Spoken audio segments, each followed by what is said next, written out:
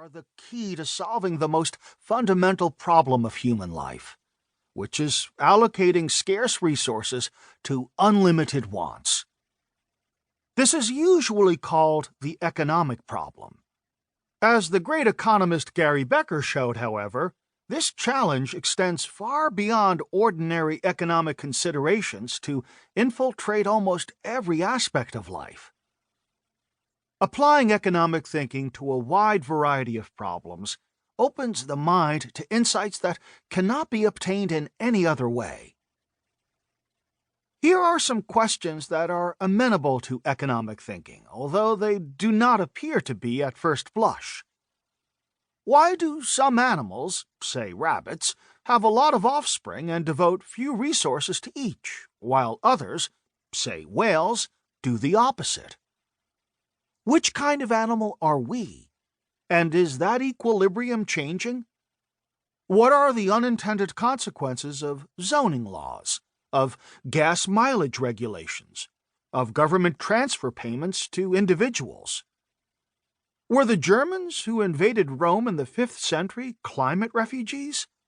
How about the Europeans from whom I'm descended, who invaded the Americas little over a millennium later?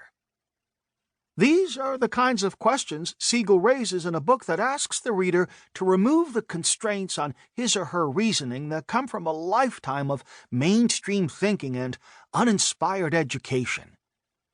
He asks you to engage instead in the opposite, unconventional thinking, bolstered by quotes from adventurous philosophers, scientists, and humanists through the millennia, and passionate self-education. A Big and Rich Africa? His chapter on education, for example, proposes that we could be on the cusp of a worldwide golden age of education, spurred by access through the Internet to books, teachers, and ideas that will reach those previously barred from such knowledge by custom and geography.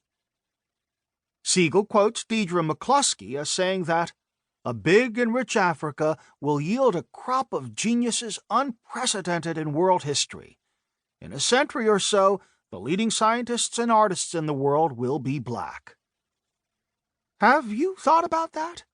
You might want to contemplate such an outcome, because it's very likely if what we've observed about genetic diversity on that huge continent is correct.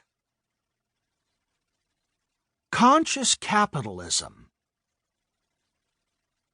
I've written extensively about free markets.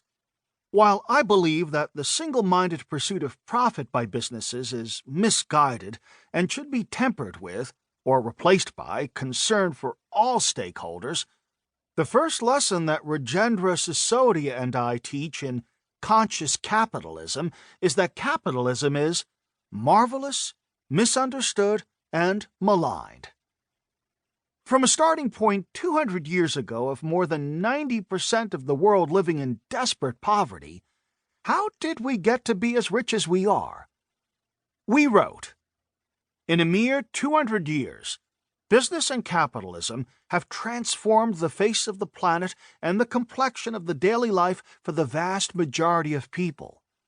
The extraordinary innovations that have sprung from this system have freed so many of us from much of the mindless drudgery that has long accompanied ordinary existence and enabled us to lead more vibrant and fulfilling lives.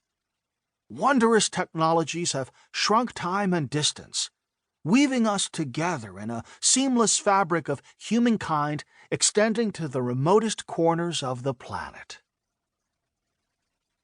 Siegel's narrative fills in the details of this transformation, drawing on modern authors as varied as Mark Ridley, Stuart Brand, Hans Rosling, Johann Norberg, and of course McCloskey, but also a zoo of historical characters, including Charles Dickens, who it turns out appears to have been a capitalist free trader entirely consistent with his Victorian liberalism and compassion for the poor, the Flemish priest Ferdinand Verbist, who developed a self-propelled car in the 1600s as a gift to the Emperor of China.